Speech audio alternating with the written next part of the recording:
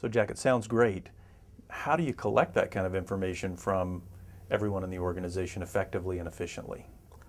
And it's as early as the 80s, we designed a template, and there are 8 steps in the template. The first one of the template is, how do you perceive the economic conditions? All right, that's a huge one.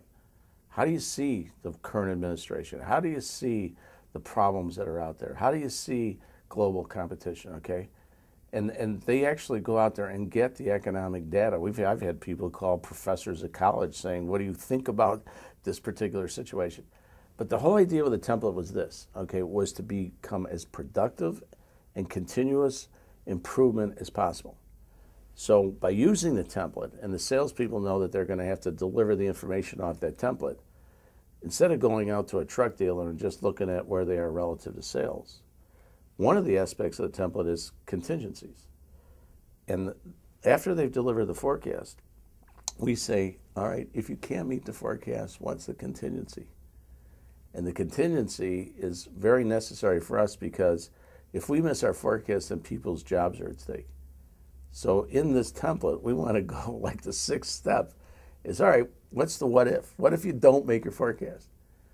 And so the whole idea is not to change the template that frequently so they can continually build and improve upon the template every 6 months.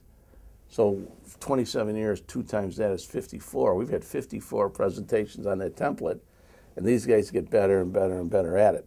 It's almost as if now they could do it at the same time you would have to deliver a plan to a private equity or venture capital firm. All right, we're that good and we're that concise with it. All right, we got it down to that level.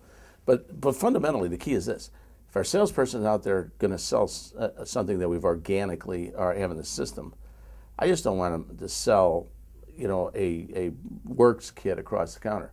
I want them looking in the back room saying, where's my next contingency coming from? Okay. And yeah, I do want to increase my growth organically, but I want to see where's my new opportunities, where's my new ideas, because I got to have contingencies. At least 15% of my sales has got to be in contingencies, all right? Because we've never seen a dip greater than 15%. So what we like to do is have 15% research and development, and we'll bring it on in a bad time. We will introduce a lot of stuff in a weak period of time, which will then sustain our top line and our sales growth, all right?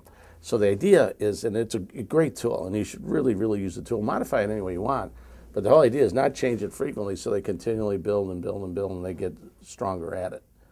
And we have almost every one of our companies, every 6 months, provide that tool. And there really isn't too much you really need. You need to know, what do you think about the macro sense of the economy? You need to know the micro sense of your marketplace.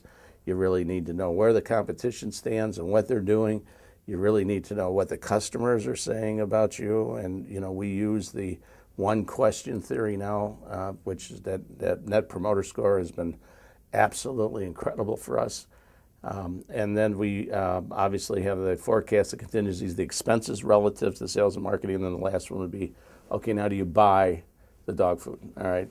Do you believe in terms of where we're going?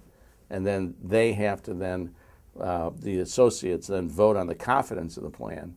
And then we see the entire presentation just like everybody else. So we take the sales and marketing people, we take the template, and they go to the floor and they look the people in the eye and say, this is what it's going to be.